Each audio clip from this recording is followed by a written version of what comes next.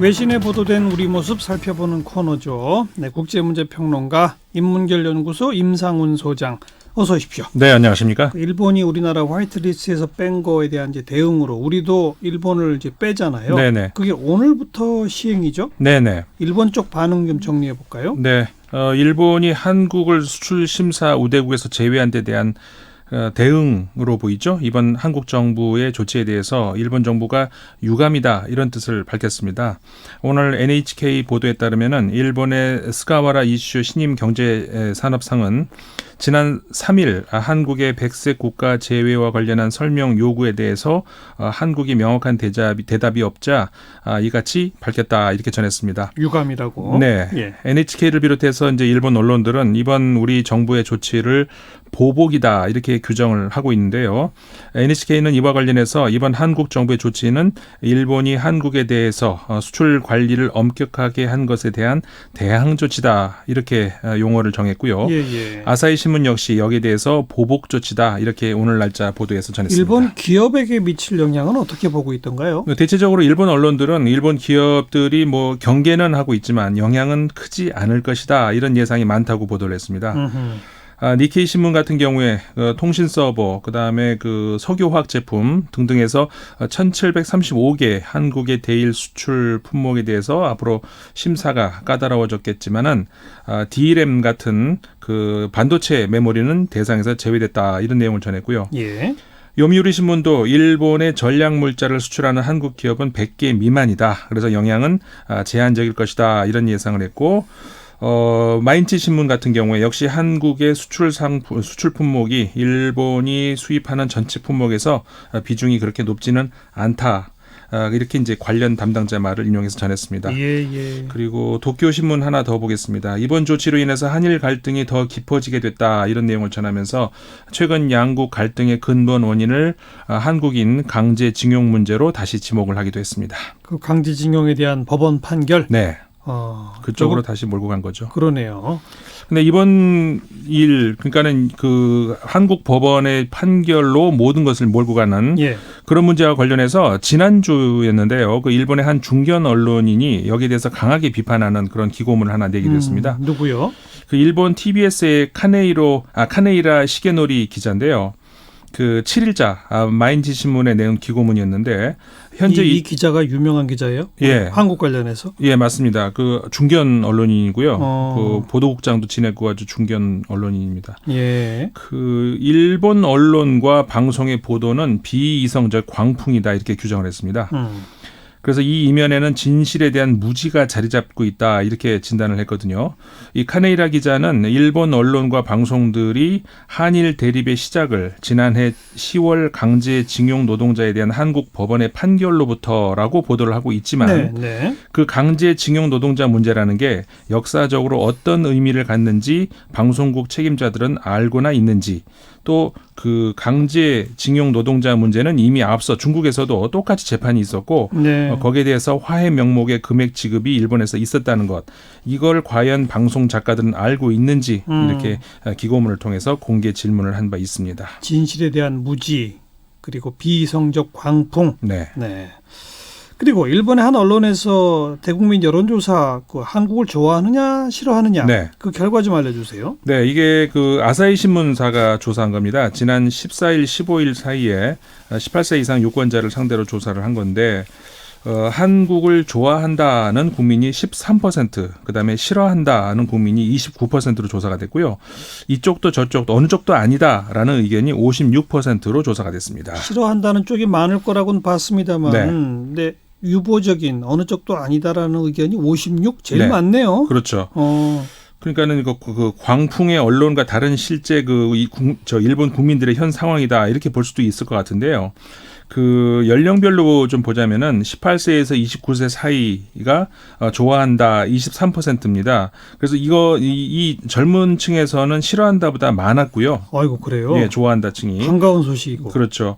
연령이 높아질수록 좀 싫어한다는 의견이 많아집니다. 그래서 70세 이상에서는 41%가 싫어한다고 대답을 해서 더 훨씬 많아지는 그런 현상을 보였고.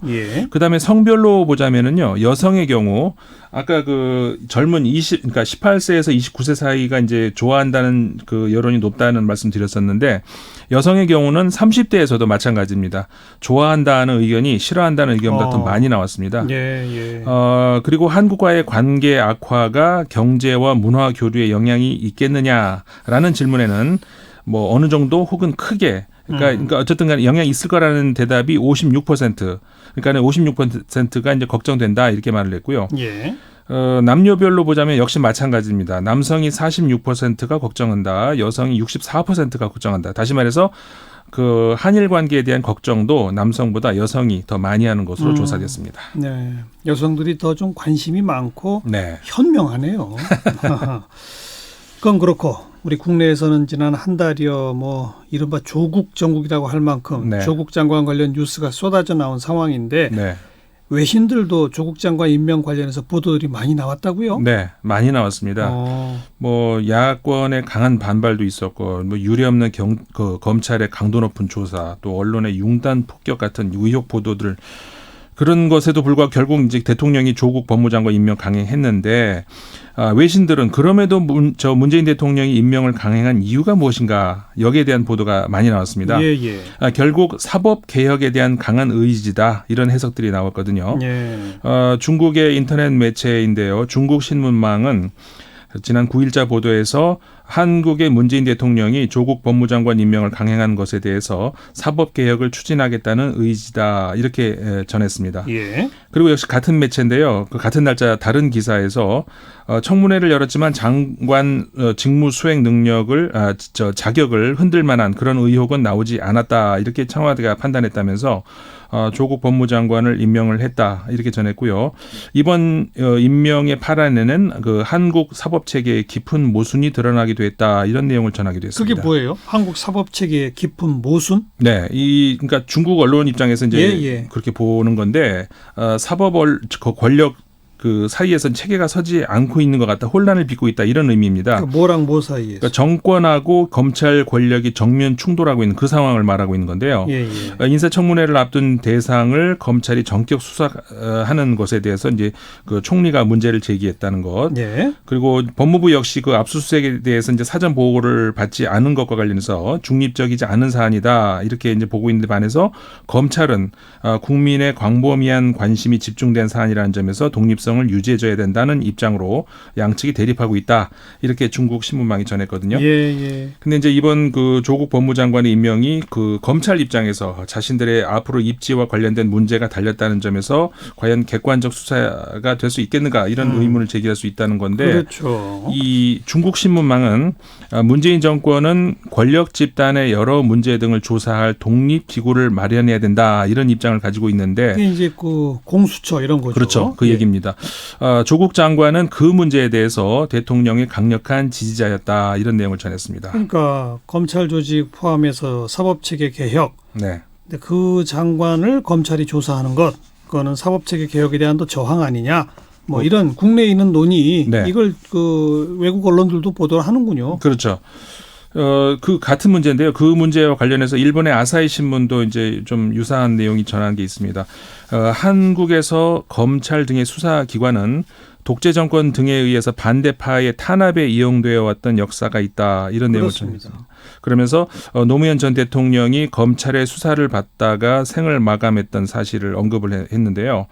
그러면서 이제 아사히 신문은 문재인 대통령 입장에서는 검찰 개혁에 일종의 트라우마가 있다. 이렇게 9일자 보도에서 전했습니다. 네, 참 미묘한 쟁점인데 외신들도 관심을 갖는군요. 네. 우리 국내 정치권 야당은 조국 장관 임명에 반발하며 지금 삭발을 쭉 이어가고 있잖아요. 네네. 이것도 보도하나요? 네, 이게 보도가 나왔습니다. 영국 BBC가 보도를 했는데요. 그 17일자 최근 보도입니다. 황교안 자유한국당 대표 등 야당 정치인들이 삭발을 한 데 대해서 이것은 한국에서 그 유교에서 비롯된 오랜 전통이다 이렇게 전했습니다. 유교? 네. 그러면서 이게 제목이 뭐였냐면 한국 정치인은 왜 삭발을 하는가 이거였거든요. BBC는 한국에서 삭발은 그 유교적 가르침에 기반하는 전통적 시위 수단이다 이렇게 소개를 했더라고요. 네네. 그러면서 60, 70년대에는 군사 독재 정권에 항의하는 그런 의미로 사용이 됐지만 현재는 정치인들과 시민 활동가들이 시위의 수단으로 사용을 하고 있다 이런 설명을 곁들이기도 했습니다. 네. 그러면서 BBC가 일부 한국 네티즌들 사이에서 그 삭발을 한 황교안 대표의 모습이 배우 게리 올드만을 닮았다 해서 김치 올드만이라는 별명을 붙이기도 했다 이런 내용도 전했습니다. 네. 그리고 우리 국내 언론에서도 떠들썩하게 보도를 했습니다만 미국의 그 존 볼턴 안보보좌관 전격 경질. 네. 외신도 비중 있게 다뤘죠. 그렇습니다. 이건 전 세계적으로 큰 뉴스였거든요. 그러니까요. 모든 그 유력 외신들이 관련 보도를 쏟아냈는데 존 볼턴 전 백악관 보좌관, 그다음에 마이크 폼페이오 국무장관 둘 다 원래 강한 매파 아니겠습니까? 근데 그럼에도 불구하고 권력 심장부에 들어간 이후에 둘이 상반된 모습을 보였었는데 그 폼페이오 장관은 트럼프 대통령의 의중대로 역할을 수행하려 했던 그런 반면에 볼턴 보좌관 대통령과 대립각을 세우는 그런 모습들을 자주 보였죠. 뭐 둘이 역할이 바뀐 것 아닌가 하는 그런 평가도 있었는데 그런 의미에서 영국의 파이낸셜 타임스가 11일자 보도에서 미국의 브루킹스 연구소의 톰 라이트 선임 연구원의 말을 빌어서 볼튼의 경질이야말로 놀랄 것이 하나 없는 예견된 것이었다 이렇게 말을 하기도 했습니다. 예견된 것이었다. 네. 그러니까 전격적 경질이라고 보기에는 이미 다 예견된 것이었다. 예상했다. 그렇죠. 그리고 미국의 디플로매트 같은 경우에 11일자 보도에서 트럼프 대통령이 북한의 미사일 발사를 그냥 일반적이다 이렇게 일축한 것에 반해서 볼턴은 유엔 안보리 결의 위반이다 이렇게 비판한 것을 그 양측 그러니까 두 명 사이 불협화음의 예로 들고 있었고요. 대표적 사례였죠. 네. 예. 그다음에 영국의 로이터 통신 그 지난해 그 볼턴 보좌관이 북한 핵 문제와 관련해서 리비아 모델이 계속 언급한 것 네. 이것에 대해서 트럼프 대통령이 이거는 김정은 위원장을 모욕하는 방식으로 실수를 저지른 것이었다 이렇게 말했다고 전했습니다. 예. 그러니까 북미 간에 협상하라고 했는데 네. 지금 잘 안 되고 있는 그렇죠. 거기에 대해서 볼턴 보좌관 책임이 어느 정도 있다. 이거를 트럼프 대통령이 인정한 거 아니겠어요? 그렇죠. 네. 그렇게 한 겁니다. 근데 지금까지 트럼프 대통령의 그 대북 정책에서 혼선을 빚었던 들과 관련해서 이게 과연 이제 트럼프 대통령의 본인의 100% 의중이었는지 아니면은 공화당 매파의 지론이 그 안에 들어간 건지 좀 애매한 경우가 많았지 않습니까? 그렇죠. 근데 이제는 적어도 트럼프 대통령의 의중대로 대북 정책을 펼 수 있게 될 가능성이 그런 높아졌다는 점에서 앞으로 그 트럼프 대통령 개인의 공과가 더 확실하게 드러날 수 있게 됐다는 것이 분명한데 예. 이 내용과 관련해서 미국의 폭스라고 하는 인터넷 매체인데요. 여기 그 국제 안보 담당 그 필자는 미국의 안보 정책에서 트럼프만의 시대를 얘기할 수 있게 됐다 이렇게 말을 하기도 했습니다. 네네. 결국 미국의 외교 정책은 트럼프 대통령이 원하는 바대로 될 것이라는 점을 확인시켜준 사례다 이렇게 적었습니다. 자, 다른 소식 좀 하나 더 볼까요? 네, 경제 관련 소식 하나 전해드리겠습니다. 미국의 블룸버그 통신이 11일 보도한 내용인데요. 전 세계 시장의 변동성이 확대되고 있는 가운데 채권 투자자들이 높은 수익이 보장되는 한국 시장을 대안으로 여기고 있다. 이렇게 블룸버그가 전했습니다. 어허. 이렇게 이제 글로벌 투자자들이 한국으로 몰리면서 SK 하이닉스 같은 그러니까 정부 소유가 아닌 일반 기업의 해외 채권 발행이 8년 만에 최대치를 기록했다 이렇게 전했는데요. 예.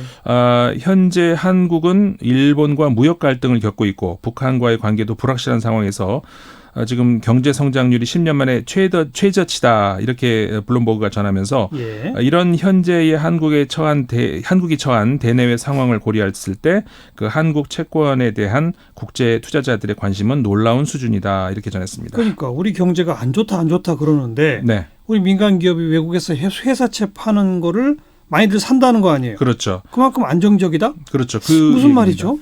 그러니까 블룸버그가 그러니까 SK 하이닉스의 경우에 2012년 이후에 처음으로 이제 해외 채권을 판매하는 거다 이렇게 내용을 전했거든요.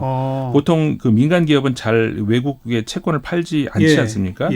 국책은행이 많이 하는데 그래서 이제 한국 기업들은 금리 인하 등으로 해서 이제 해외 시장에 유동 자금이 유입되면서 해외 채권 발행에 눈을 돌리게 된 것이고 그다음에 또 국제 투자자들은 전 세계 성장률이 둔화되면서 안정적인 수익이 보장되는 이제 자산을 찾고 있기 때문에 예, 그래서 그런 조건에서 한국 채권 발행처가 수혜를 누리고 있는 것이다 이렇게 전했습니다. 상대적으로 네. 우리 한국 회사들의 회사채가 좀 안정적인 투자처의 하나다. 그렇죠. 상대적으로 그런 말이군요. 네네.